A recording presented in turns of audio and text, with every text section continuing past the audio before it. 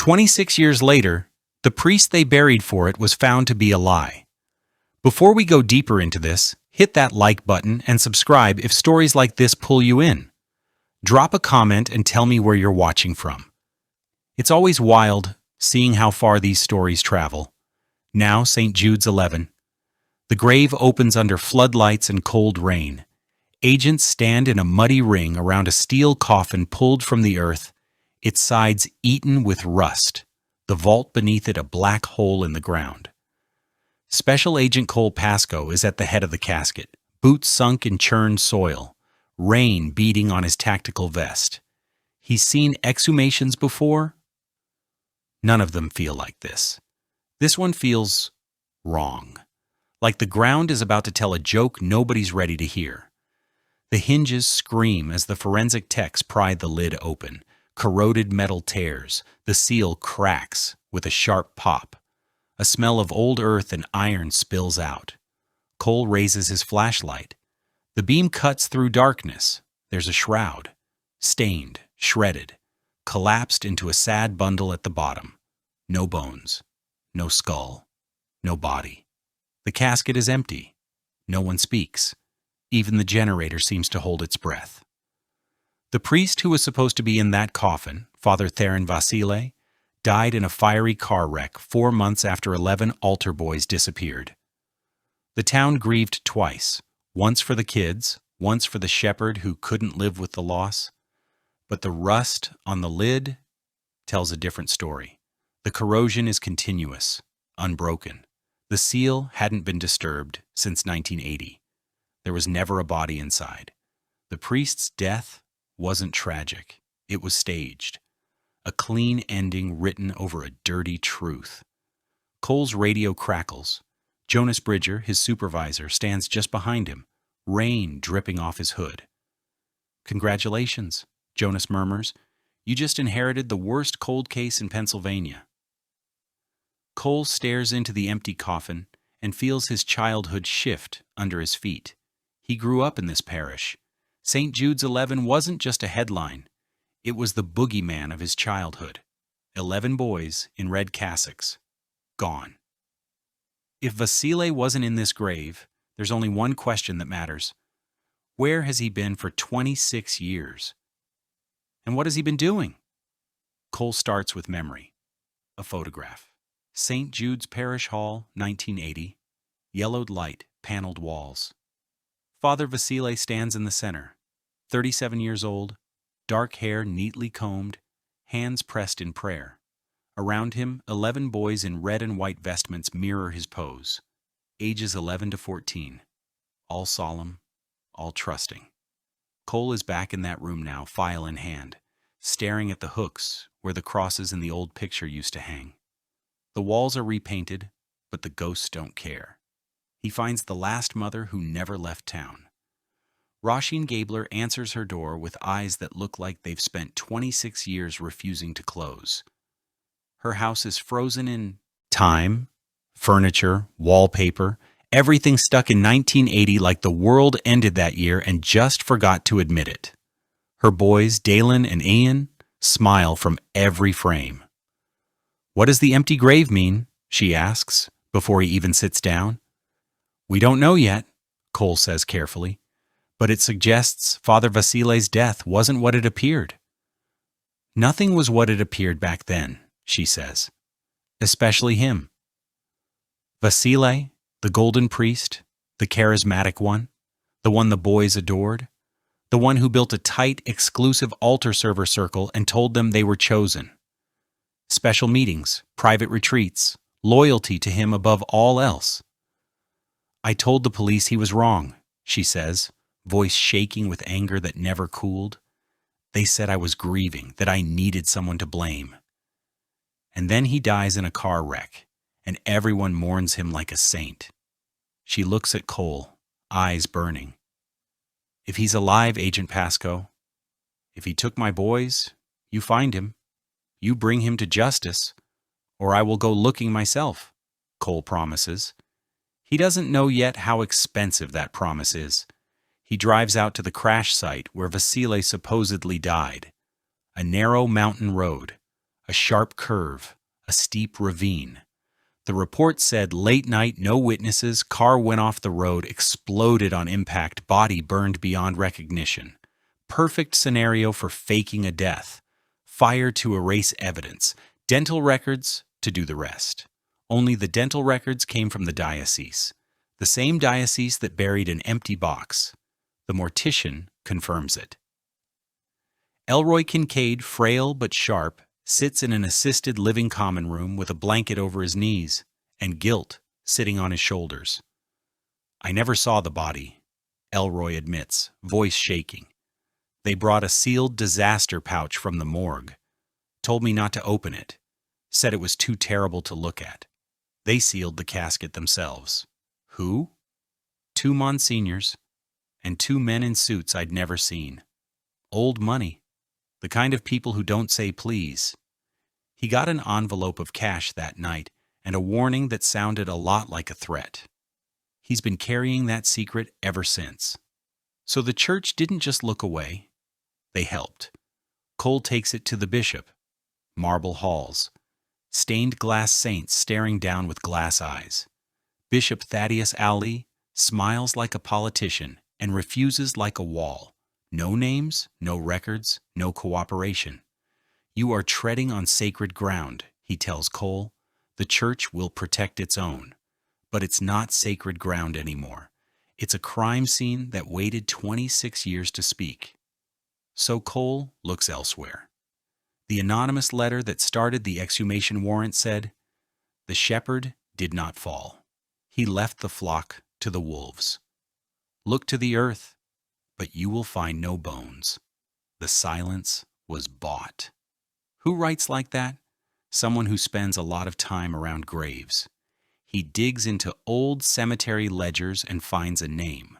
Jory Lasko, groundskeeper in 1980. Operating the backhoe that lowered Vasile's casket. Retired, disappeared. When Cole finally finds him, it's in a cabin in the woods. Smoke curling from a chimney. Cancer hollowing him out from the inside. "I sent the letter," Jory whispers. "Couldn't die with this on my soul." He remembers the day of the burial, the Monsignor, the suits, the rush, the way the casket swung under the backhoe's arm. "It was too light," Jory says. "I've buried hundreds. That one felt almost empty. I asked if there was a mistake. They told me to shut up and do my job." That night, a man came to his house with $10,000 in an envelope and a promise that if he ever talked, they'd put him in the ground for real. One of them wore a ring, Jory adds, gold signet, a serpent coiled around a crescent moon, a symbol, a name. "The sanctuary is secure," he heard them say. "The shepherd will be pleased." That's enough to make Jory a target. They put him in protective custody. 2 deputy marshals in a sedan, Cole following in an SUV, mountain road, dusk bleeding into dark. The van comes out of the trees like it's been waiting for them all day. Slam. Head-on block. Gunmen in black gear with burned-off fingerprints. The ambush is fast, loud, and surgical. Bullets shred metal. Glass explodes. The sedan spins into a ditch. Cole dives behind his SUV, returning fire, buying seconds with brass and adrenaline. He hits one gunman in the shoulder. The other drags Jory out of the wrecked car. "Jory!" Cole screams, but the van is already turning, engine roaring. He aims for the tires, misses by inches. The van disappears into the dark. The injured gunman bleeds out on the asphalt. There's no ID, no phone, no name. Only a crude tattoo on his neck. A serpent coiled around a crescent moon. The sanctuary is real, and it has soldiers. From here, the case stops being a case and becomes a war. Following the money means breaking rules. Cole slips into the diocesan archives at night, past outdated alarms, into a basement full of ledgers that smell like dust and secrets. He finds it. A massive, anonymous donation 3 days before Vasile's death. Laundered through shell companies, offshore accounts, layers of fake names. The origin, Hallowed Holdings Group. A private equity firm with a spotless public face and a very specific appetite for religious properties, retreat centers, and children's charities. He goes to their office as an auditor. Shiny lobby, minimalist decor, desks too clean to be real. The receptionist smiles, disappears. Two men in tactical gear step out instead. They don't ask questions, they just open fire. By the time Cole crashes out of that building, one gunman is unconscious, glasses everywhere, alarms are wailing, and Hallowed Holdings knows exactly who he is. And if Hallowed Holdings is the money, Oakart Hallowell is the shepherd, billionaire philanthropist, reclusive, praised for saving orphans and funding churches. Exactly the kind of man people refuse to believe could be a monster. Cole connects the dates. Hallowell's rise starts around 1980, a massive donation to the diocese right after the boys vanish. He's not just funding the sanctuary, he may have bought the boys. Cole presents everything to the FBI. They blanch, they stall. They suspend him for breaking rules, too much power, too many connections, not enough clean evidence. So he tells the truth to the one person who deserves it most, Roisin Gabler. He watches her realize that the man who took her sons might be living like a saint in the headlines. He warns her not to do anything reckless. A few days later, she does exactly that. He gets a call on his phone, not a voice, just sound. A struggle. Men saying, "We have the mother." He tracks the signal to an upstate New York retreat center bearing a small, elegant logo, a serpent and a crescent moon. The sanctuary has satellites. He breaks in alone, finds Roisin bound in a basement, fights two guards in a narrow hallway, drops one, pins the other, and freezes. The guard's face is older, harder, but Cole has stared at that 1980 photo so many times he could draw it from memory. This is Weston Nolan, one of St. Jude's 11. Not a captive, a guard. The sanctuary doesn't just consume children, it reshapes them, turns victims into jailers. Cole and Roisin escape into the night, but he walks out of there with a new kind of horror. Some of the boys survived, but they didn't get out. He traces Hallowell further, into the Pacific Northwest, into a vast tract of forest where satellite images show a compound hidden in the Cascades. High fences, watchtowers, multiple buildings. This is the heart.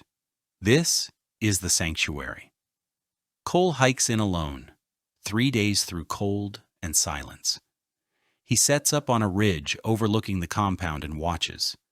He sees children marched in formation, blank-eyed and silent. Sees adults in identical clothes moving with cult discipline. Sees Weston Nolan, now an enforcer. Sees another familiar face from the old St. Jude's photo, Eris Keene, now a fanatic. He intercepts radio chatter. They're preparing for an ascension, a ceremony, final stage. Once the kids go through it, they don't come back the same. He also hears names. The shepherd, Hallowell, the vicar. When Cole finally sees the balcony on the main building, he stops breathing. Two men step out into the mountain air. One is Hallowell, silver hair, expensive robe, eyes full of cold certainty. The second is older now, but unmistakable, Father Theron Vasile. The priest did not fall. He walked straight into hell and took the boys with him. Cole has 24 hours until the ascension. He can't do this alone. Not fully. He sends an encrypted message to Jonas with the coordinates, photos, audio, everything. "Bring HRT, wait for my signal." That night, under a moonless sky, Cole crawls to the compound's power station, plants explosives, sets the timer. When the blast hits, the world goes black. Sirens scream. Guards sprint toward the fireball. Cameras die. Cole slips over the fence and into the dark. The main hall is lit only by candles and emergency strips when he kicks the doors open. The scene inside looks like a twisted mass. Stone altar, serpent moon banners, children on their knees, drugged, shivering, adults in black robes forming a ring. At the altar stand Oakart Hallowell, the shepherd, in white and gold, and Father Theron Vasile, the vicar, in black, holding a silver chalice. Vasile's eyes glow with feverish devotion. Hallowell looks like a man about to close a deal. "It's over," Cole says, gun raised, voice echoing in the vaulted hall. Chanting dies, heads turn. "Agent Pasco," Hallowell says calmly, "you made it." He talks like this is a negotiation, like he's proud of what he's built. "We saved them from a broken world," he says. "You stole them," Cole snaps. "You broke them." Vasily steps forward, shaking with righteous fury. "I rescued them from a church that would have buried the truth," he hisses. "Here they are reborn."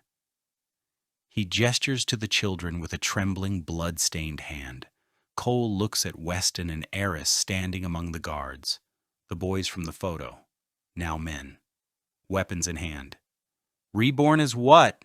Cole asks. "Prison guards?" The standoff holds for one breath too long. Hallowell gives a tiny nod.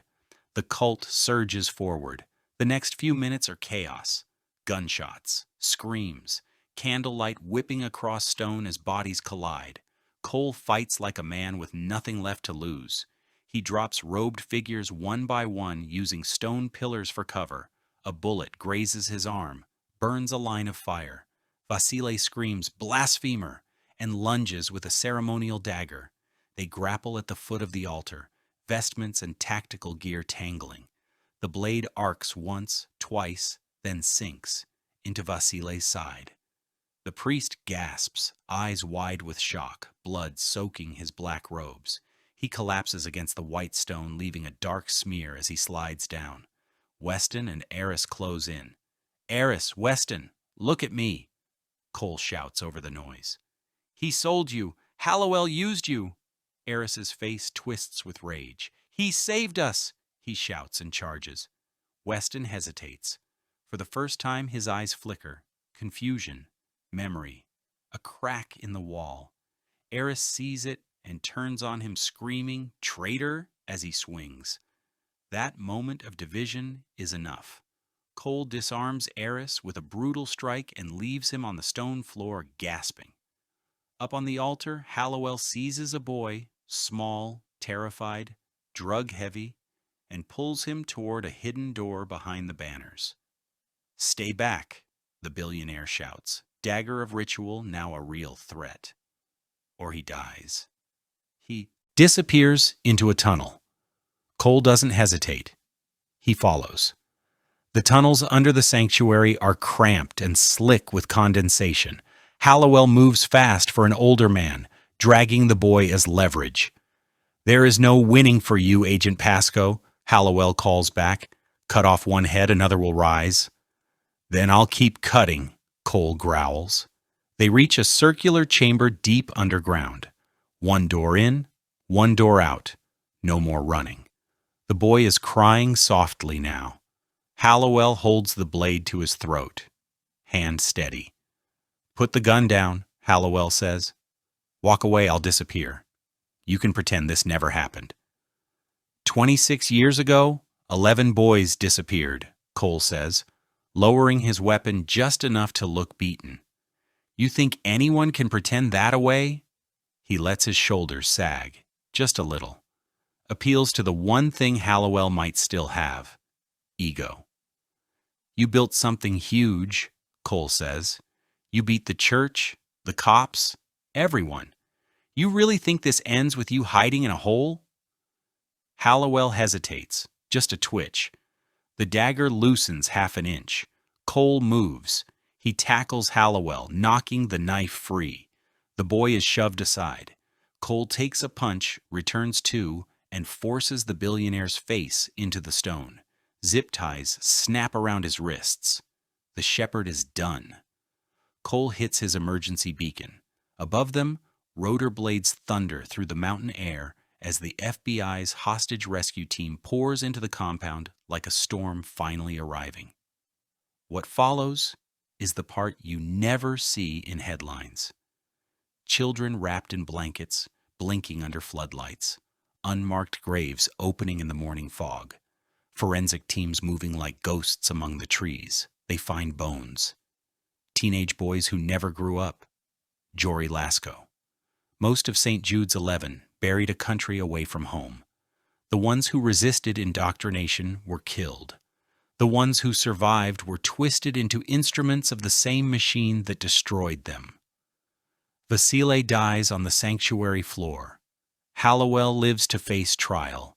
Weston Nolan sits in a psychiatric facility, slowly remembering he was a child once. Eris Keene keeps his faith in the cult like a drowning man clings to a stone. Back in Pennsylvania, Cole knocks on Roisin Gabler's door one last time. He sits across from her at the same table. The same house. Only now he has answers. "We found them," he says softly. "Dalen and Ayan." Her hands curl into fists on her knees. "They're deceased," he continues. "We identified their remains at the compound. They fought Roisin, they resisted them, they died early. But they never became what the others did." She breaks then, not the wild grief of 1980, a quieter collapse, a mother finally reaching the end of a question. "Can I bring them home?" she asks. "Yes," Cole says. "You can bring them home." Later, he sits in the back pew of St. Jude's, staring at stained glass that once meant safety. He doesn't know what he believes anymore, but he knows this. Faith in institutions is fragile. Faith in people. That's something you build case by case, life by life. The empty grave that started all of this is filled in now. Grass will grow where metal once rusted around a lie. Oakart Hallowell is sentenced to life in prison. The diocese officials who took the money face justice in courtrooms and in churches. The sanctuary is exposed to the world as a machine of abuse masquerading as salvation. Cole walks away from the cemetery in autumn, leaves crunching under his boots, wind moving through bare branches like the sound of quiet applause. The war against this kind of darkness is never really over. But tonight, somewhere, a kid is a little safer because one empty coffin refused to stay silent. Thanks for staying through this story. If it hit you, like the video, share it with someone who loves deep, dark mysteries, and subscribe for more stories like this. Drop a comment with where you're watching from, and tell me, after everything you just heard, would you still trust the man in the collar or the man who dug up the grave?